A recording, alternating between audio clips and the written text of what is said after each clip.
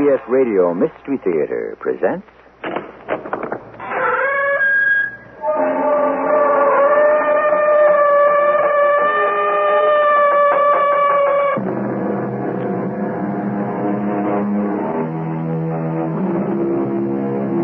Come in.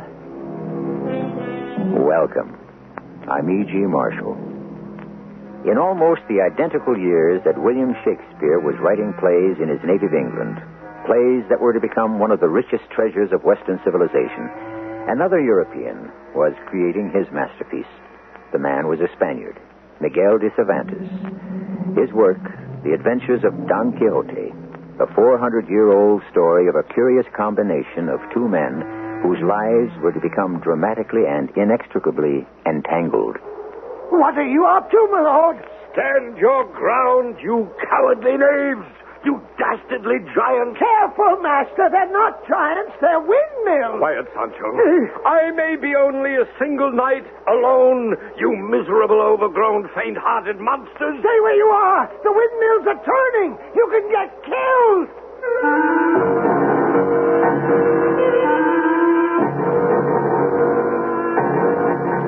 Our mystery drama, The Adventures of Don Quixote, was especially adapted from the Cervantes classic by Arnold Moss and stars Arnold Moss and Larry Haynes. It is sponsored in part by ARM, Allergy Relief Medicine, and True Value Hardware Stores. I'll be back shortly with Act One.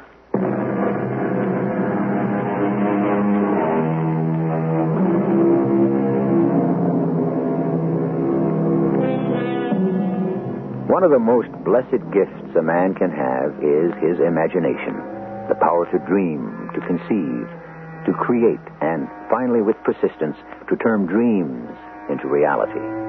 But men of vision, men with more insight than the rest of us, are often scorned and derided for what would seem to be their impractical, even mad ideas, which is the story of Cervantes' Don Quixote de la Mancha.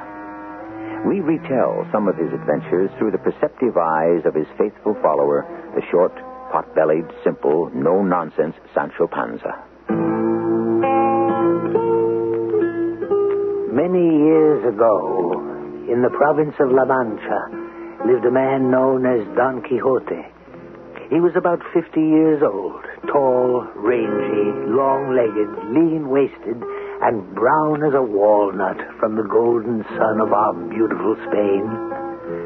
When he had nothing better to do, which was most of the time, Don Quixote would pore over thick volumes of old books of long ago, and especially those books that had to do with knights and challenges, battles and tournaments, chivalry and wicked magicians.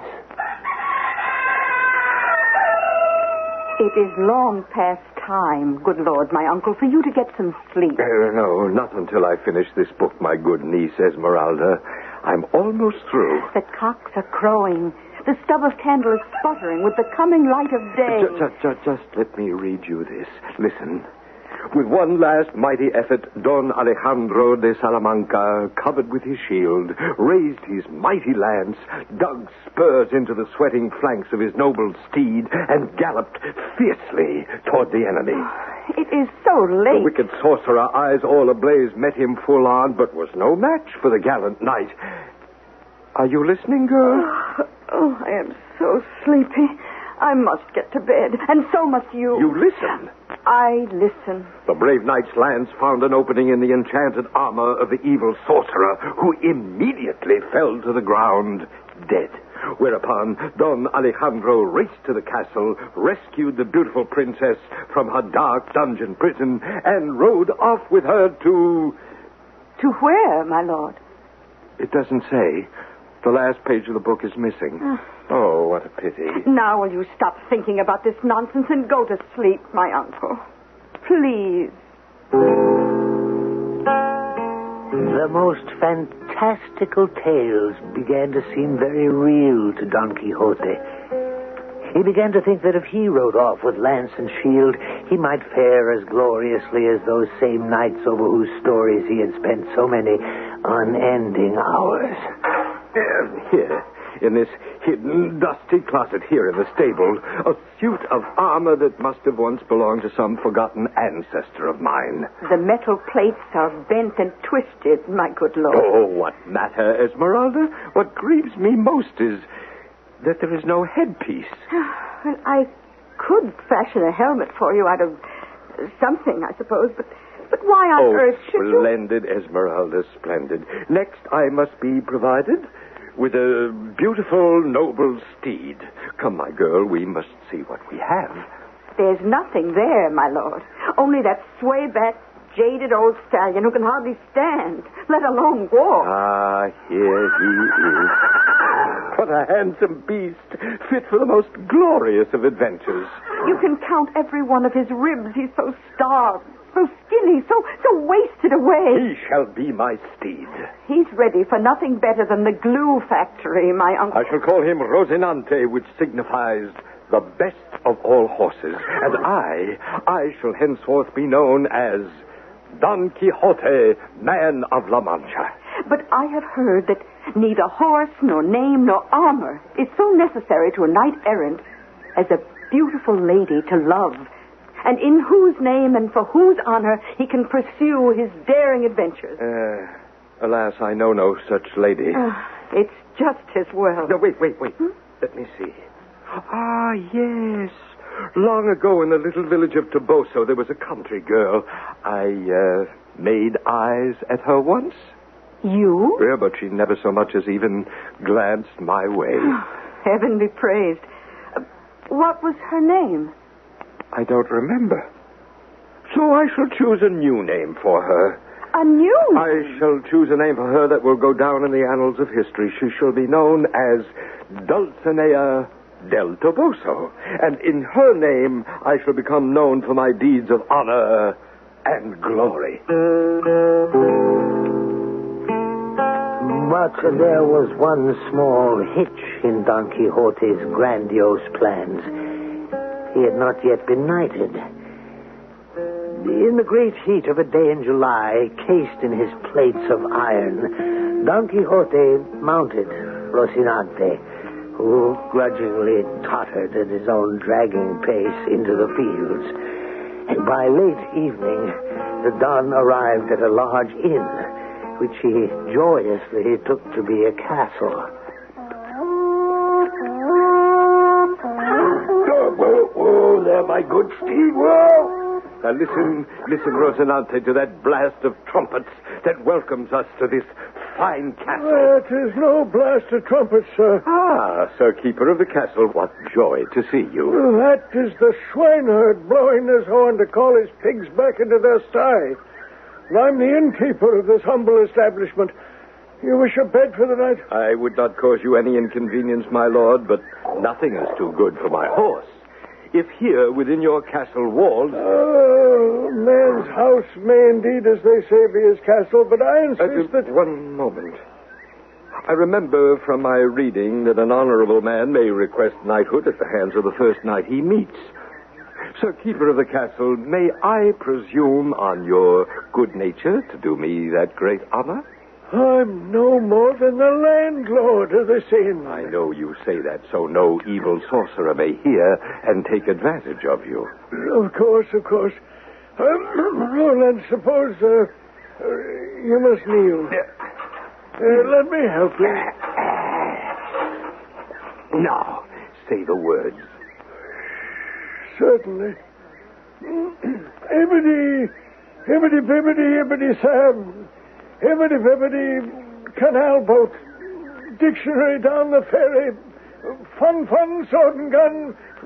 1491. Now rise, Sir Knight. Whatever your name is, rise. Not so easy getting up with all this armor. Yeah, so I see. All right. There we go. Now, show me to my quarters. Have you any money? Money? For what purpose? Should a knight carry anything so base as money about him? Perhaps not. I have nothing about me so commonplace as money. Show me to my quarters, please. No money, eh? Your quarters may not be all that comfortable. Follow me. For me, my only comfort is in arms, my bed, a battlefield. Well, in that case, you won't mind, I'm sure, sharing your sleeping quarters here with these pigs.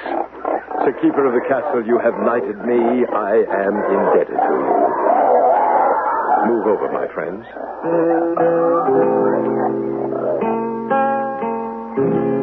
The next morning, giving Rocinante his hand, the good Don started out again into the world. Instead, in almost no time at all, they were back once more at Don Quixote's home. It was then that he recruited me as his squire to ride behind him to serve his worldly needs. And Sancho Panza, for your loyalty, your untiring devotion to me, I promise you... Yes, my lord? no less than the governorship of an island. Which island? Well, the first one that comes to hand. A governor? Ooh, how wonderful. Governor of my own island.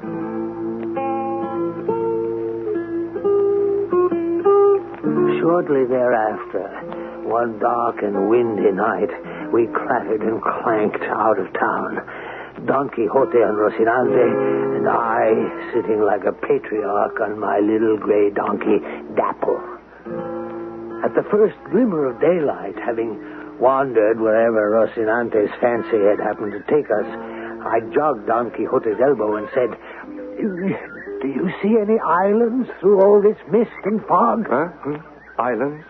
Oh, quiet, Sancho. Our fortune is better than any island we could have wished for. Look. Look where, my lord? We'll get enormous booty when I overthrow those huge giants that loom up ahead of us. Booty we can give to the poor. Giants, I have read, are often fantastically wealthy. What giants do you talk about, my lord? There, in the distance, where I'm pointing. Do you see how they threaten us with their fearfully long arms? Long arms? They wish to bar our path. They want us not to pass. I have read that giants can reach out and catch people who are as much as 2 leagues away. Well, in that case, we are much too close. I'll shrink into my saddle and make myself as small as possible. That way, maybe they won't see me. You do the same. No, let them see us. They will prove no match for me. My lord, I think I must tell you, those things you're pointing out that you call giants are no more than windmills. Windmills? They can't do us any harm. Windmills, indeed. Oh, my simple Sancho, that shows how very little you know about giants. Windmills. But in time you'll learn, poor innocent soul, you'll learn. Oh, Rocinante, whoa! To me, to my poor ignorant eyes, I could have sworn they were windmills. If you are afraid, say your prayers. I'll meet them all alone. You stay here, Sancho. What are you up to, my lord? Stand your ground, you cowardly knaves! You dastardly giant! Yeah, careful, master. Be quiet, Sancho. I may be only a single knight alone, you miserable, overgrown, faint-hearted monsters. You can get hurt. But like David facing half a dozen Goliaths, I engage you all in unequal but mortal combat. Don Quixote, the wind has freshened. The sails, the arms of the windmills are turning faster and faster. Giants, prepare to do me battle. Like David, it is your death or mine. The lunatic, the lover, and the poet are of imagination all compact. And in the night, imagining some fear, how easy is a bush supposed a bear. Cervantes' contemporary Shakespeare on imagination. Don Quixote may be the ideal combination of all three. Lunatic, who is to say? Lover, in his own way. Poet, depends on your definition. And, of course, his sally against the windmills takes us into Act 2. I shall return shortly.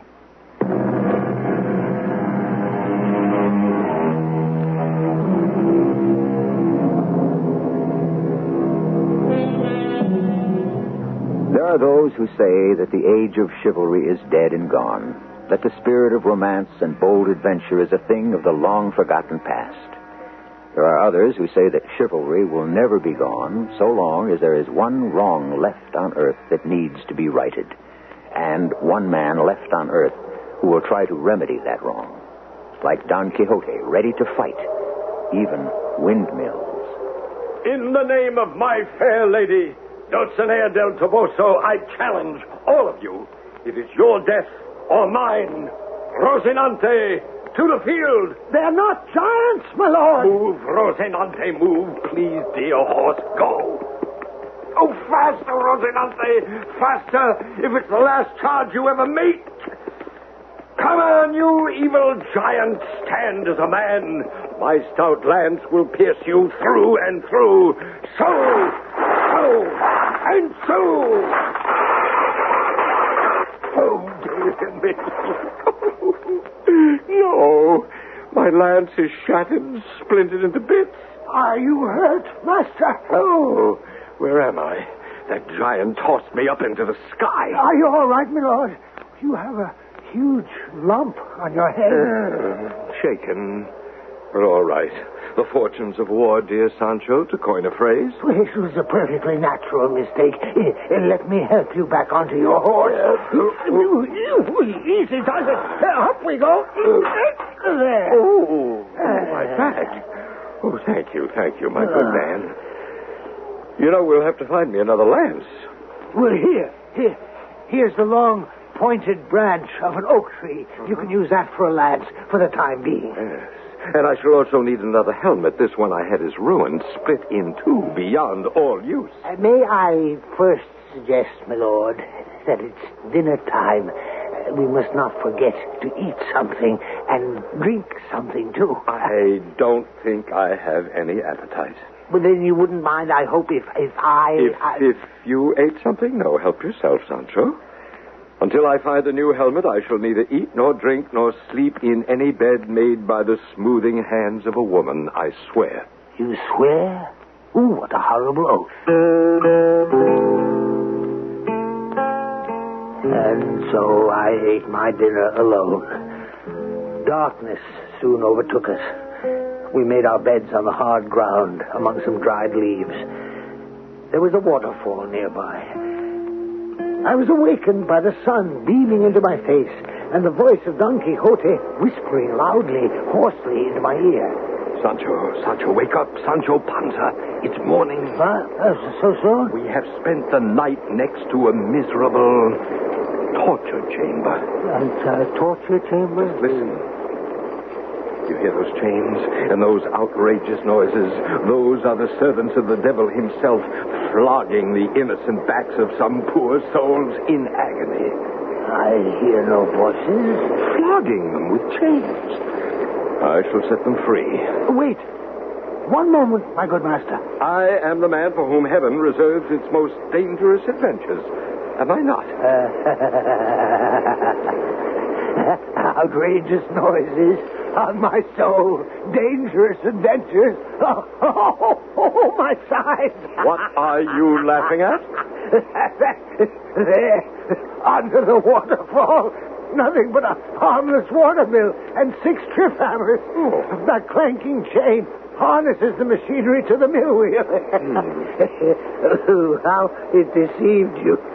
A knight is not supposed to have any great knowledge of things mechanical. Indeed. First windmills, now a watermill. Anyone could make such a mistake. Of course. Your worship. Well, what is it? There, glistening in the sun, not 10 feet from us. What? A brass basin.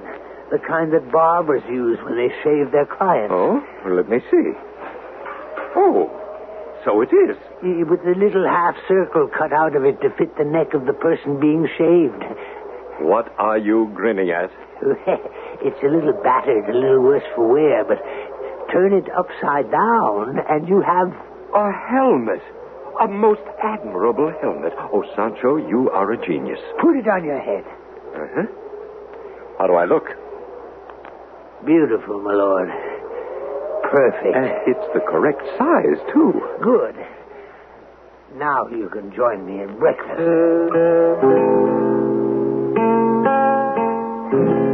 Later that day, we came upon a dozen men in a chain gang trudging along, like beads on a string. They were linked by their necks by a heavy chain of iron.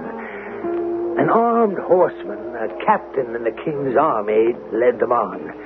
We stopped and watched as they passed by us. Why, Sancho, are those men being so badly treated? Yes, they have broken the law, I suppose, and are being taken away to serve as galley slaves, chained to the oars of the king's ship. Gentlemen, may I be of service to you? What are you staring at?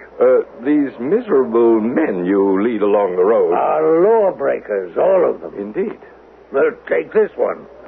He fell so desperately in love with someone else's linen that he embraced it and ran. He was lashed and sentenced to 3 years of rowing in the king's navy. And the one behind him, Captain? That one, the graybeard. He's a debtor.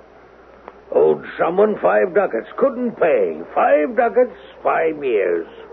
And so it goes with all of them. But, good sir, these men, such harsh punishment for such small crimes. Easy, master, easy. You stay in line. You struck that old man with your horsewhip. Well, how else would you make him obey? But these are not animals. These are men. If you must whip someone, you try to whip me if you can. Not these helpless, starving men. I am a knight-errant. Yeah, what's what you say, good I master? am pledged to help the miserable and the abused. Best to go about your business, sir. Don't meddle with soldiers like me. I represent the king. A rat who plays with cats can get himself scratched. You are a cat and a rat and a coward all in one. Have at you. Put down that silly stick, I warn you. This is no stick. It is a deadly lance pointed at your coward's heart. Come no nearer or I'll shoot. In the name of Dulcinea del Toboso.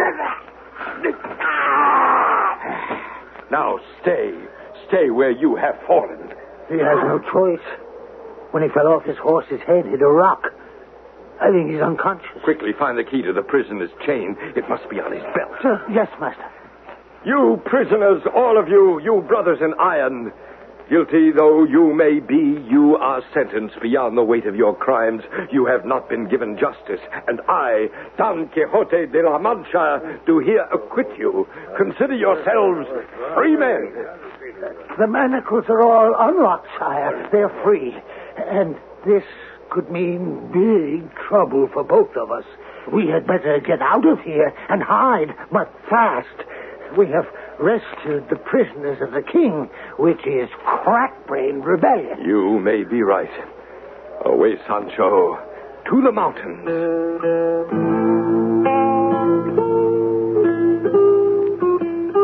Up the dark, wooded slope of the Sierra Morena, Don Quixote led the way, on foot, to take the strain off Rocinante. In the saddle of my donkey, Dapple, I nodded drowsily, fearing every moment I might fall completely asleep and go over a steep cliff. When morning came... You know something, Sancho? What? I must write the Lady Dulcinea a letter. At a time like this? And tell her how extraordinarily mad I am for love of her.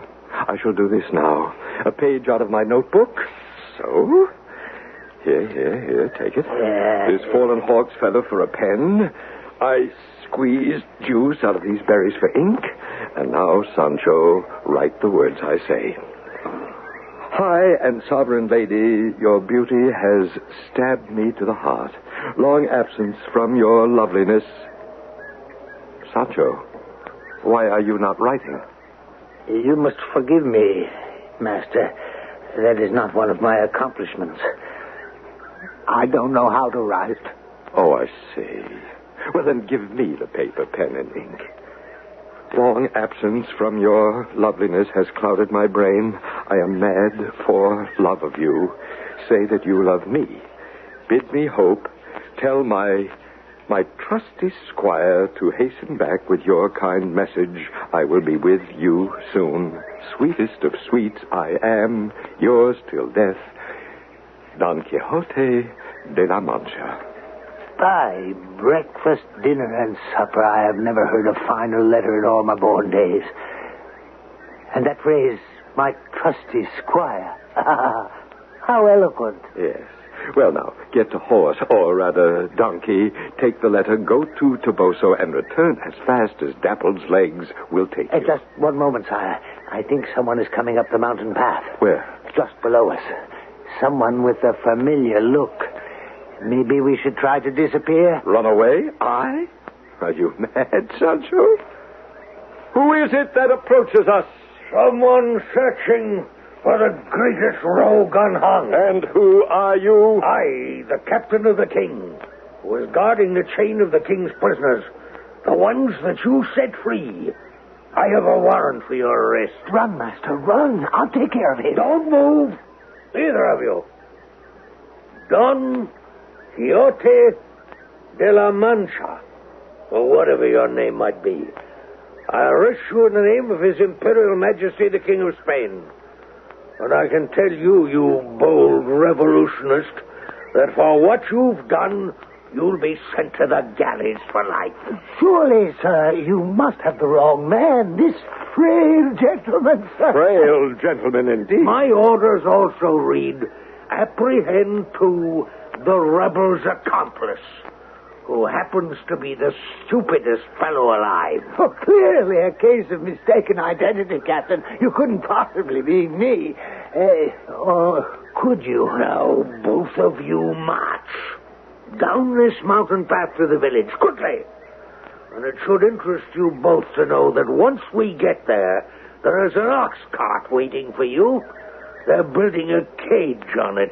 To take me to prison? First, to take you back to your home as a madman. Strange world, this. Where a man who dares what seems impossible to most men is called mad. We're ready, Captain.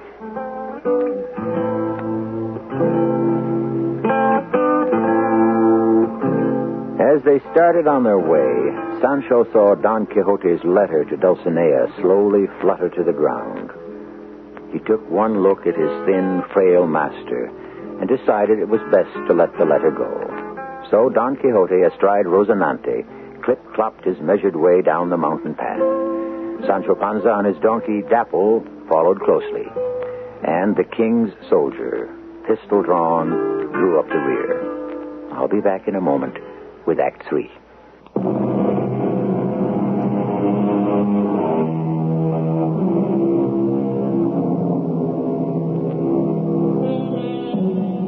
After a wearisome journey of 6 long days, the cage and the ox cart carrying Don Quixote and Sancho Panza finally arrived at their own village. The townspeople, delighted to see them once again, ran the king's soldier out of the village, unlocked the cage, and set Don Quixote and Sancho free. Sancho returned temporarily to Teresa, his wife, while the worn Quixote was confined to bed by his housekeeper niece, Esmeralda. After a few days, Sancho came calling once again upon his master. Esmeralda greeted him with, Coward, fool, why do you keep coming back here? And why do you keep calling me those names? I am a very bold, faithful, and courageous squire. To let my poor uncle expose himself to all this silliness. You're just as bad as he is. Have you ever tried to stop your uncle from doing anything once he's made up his mind? And you, to leave your wife and children while you go off gallivanting with my uncle. All I did was you bring any shoes for your children? Those poor little darlings to walk barefoot while you ride to the ends of the earth? No, I did not. But all the same... Did you bring your wife Teresa so much as a string to lace up those rags she wears? Well, there was no opportunity. I was so busy that Busy, indeed. Things will be different once I get my island. What island? The one I'm going to be governor of. The one that Don Quixote promised me. You're even a bigger fool than I thought. Esmeralda, please. I've come to see the good knight. How is he? Better. You sure? He was looking rather poorly last time I saw him. Well, he's improving. Take that, you varlet, and that. Lunge, parry, thrust. To the heart. Like I said, he's better. What's he doing? He's fencing. Practicing sword thrusts. Alone? Alone. But he has no sword. That's very true. Oh, there you are, my good man. So, you've come to see me at last. I've come to see you every blessed day, but this niece of yours, this dragon, she wouldn't let me in. Dragon, is it? I'll give you dragon. Quiet, girl, and leave the room. Please. I have rather serious matters to discuss with my good squire. I can just imagine how serious. Is she gone? Quite. Sancho Panza, the time has come. It has? What time is that? For us to undertake the journey to Toboso. Toboso? We must at long last find our way to the Lady Dulcinea to tell her what we've been doing in her name. It's been a long time since you saw her? Sancho, I may fairly say it's been an eternity since I saw her. Oh, that is indeed a long time. I will tell you something I've never told anyone. I have hardly ever seen her at all. I don't even know the way to her home. Well, then how do you... I saw my fair one once in church long, long ago. Ah, yes. Her beauty has left its scars upon me. Honorable wounds, my lord. Fine ladies love them. That may be true. Tomorrow morning at the crack of dawn, we leave.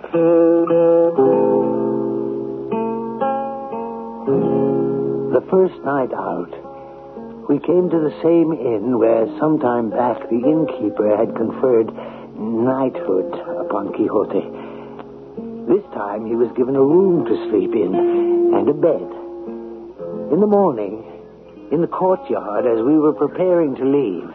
Did you sleep well, sir? Oh, most miserably, my lord keeper of the castle. This place is infested with devils. Is that so? Oh, their howling and squealing kept me awake the whole night through. Those are my swine.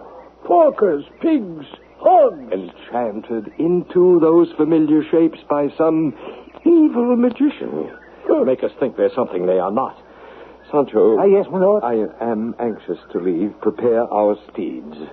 Sir Castle Keeper, the favors I and my good squire have received within your walls are great and extraordinary.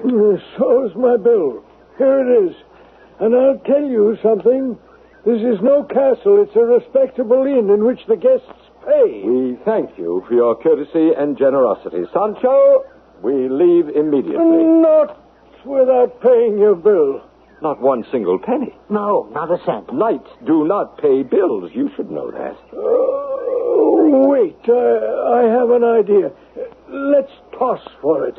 To see, sir, if I pay you, you pay me. Do you agree? I do. So be it. Pablo, Jose, Ricardo, come, bring a blanket. A blanket? He's calling some of his devils. We'll see. My good men, this gallant gentleman has agreed to toss for his bill, and toss he shall. Onto the bell blanket, my fine What fellow. are you doing to me? Let it go. You gave your word. Hold the corners tight, boys, and pig out. Oh, dear me. And down. And up again. And down. Up more. Shame, all of you. Enough. Hey, that's enough, men. Let's refresh ourselves with a cup of good red wine. Where am I? Who are you? Where's Sancho Panza? Your faithful squire. Oh, yes, of course. My head's still spinning and my bones ache so. Sancho, I was right all along. They were devils, all of them. And you know something? What? I will never toss for a bill again. Never.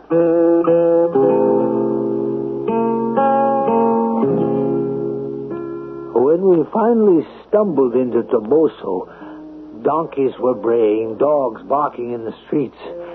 I went to every tavern in town, to the church, to each little shop, asking for the Lady Dulcinea's address. At the end of the day, I said to my master, "My lord, not a soul in this town has ever heard of Dulcinea. Not one." Oh, they don't remember. Long before I thought to rename her Dulcinea, she was called, I believe, Aldonza Lorenzo. Well, why didn't you say so? Well, no one remembers because she has risen to such high estate. She has?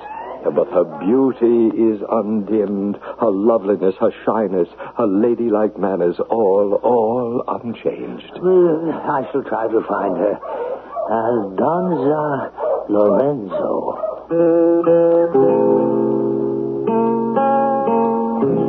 The next morning, in our search for the Lady Dulcinea, we wandered into a tumble-down section of the village. Dirty. Scatterings of shacks and squatters' huts. Such a look. Dulcinea graciously comes on tiptoe to meet us. Yeah, but that woman approaching us, that cannot be Dulcinea. Why not? Well, that's a big, strapping, middle-aged woman who must weigh over 200 pounds. Not another word. It's she. Oh, peerless beauty. Here on my knees, I ask you to accept the homage of this poor, humble knight. Who the devil you think you are, you idiot, blocking the road like this? I am Don Quixote de la Mancha, your faithful servant. Oh, out of my way, you dithering jackass. I have work to do. Work? You? I have to go to the woods after my old father's pigs, slaughter some of them, and then salt the meat down for pork. Let me pass, you fool, before I knock you down. After her, Sancho, Dulcinea's been bewitched. Some evil magician has changed her beauty to ugliness. You think so? Let's follow her into the woods. Whatever spell has been woven over her, we must try to break. I wouldn't expect miracles, my lord, especially so early in the morning. Besides, you seem tired. You may be right. It might be wiser to wait a bit. What's that? Where are all those people coming from? And where are they running to? It's amazing. They're running around corners, jumping into open windows, huddling in doorways. As if they were expecting a hurricane. Look! A troop of horsemen. They're headed this way. Stand firm, Sancho. Don't give an inch. We shall hold this narrow street against the charge of this whole army of invaders. Make way for the bulls. The bulls are on their way. Bulls? What bulls? The ones the horsemen are bringing from the country for the bull ring in Barcelona. The best animals in all of Spain. They follow the horsemen.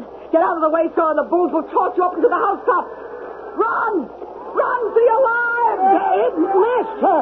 One of them's coming right at you, a big, black, shining bull. He seems to be snorting flames out of his nostrils. He has met his match. You can get killed, Master. Stay on your horse. And now, in the name of Dulcinea, I plant my lance with one great lunge into the hump shoulder of his sleek back.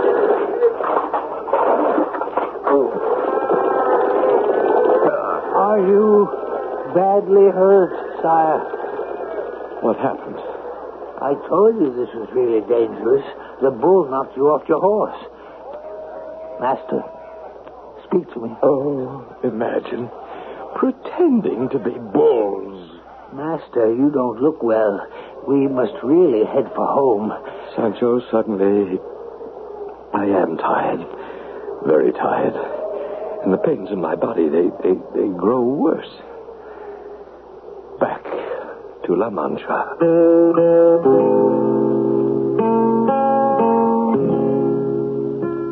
On the way back, there were no longer any castles, no comely maids to be rescued, no prisoners to set free. At last we were home. With Esmeralda's help, I got Don Quixote into his bed. What happened? What went wrong this time? Why is he so pale and silent? He's very ill, Esmeralda. Oh. With a high fever. Bring the candle nearer. I heard the boys in the street shouting, "Here comes the madman." I know.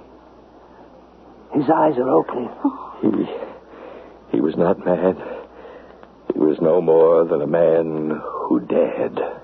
Dared, my uncle? Don't try to speak, my master. Rest. Be easy. An ancient Spaniard said it. It's not because things are difficult that we do not dare to attempt them. They are difficult because we do not dare to do so. I dreamed. I dared. Quickly, Esmeralda. a clot with the cool water on his forehead. Oh, he's dying. Yes, I know.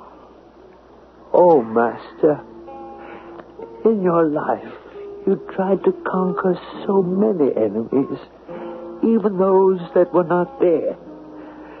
Beat this last one, this shadowy figure of death, if you can. Please. He's trying to say something. His lips are moving. Yes, Master. We're listening. What is it? Anyone can take life from a man, but no one can take death. 1,000 gates stand open to us.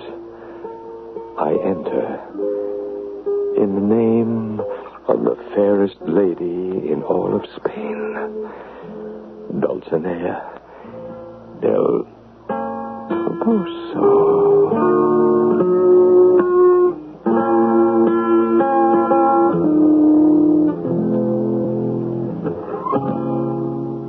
So ends the story of a poet, a dreamer, and a man who loved.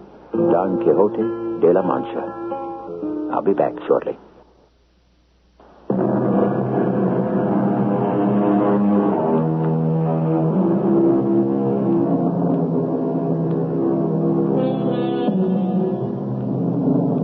Cervantes' impractical, romantic, extravagantly chivalrous dreamer of a hero has been with us for over 400 years.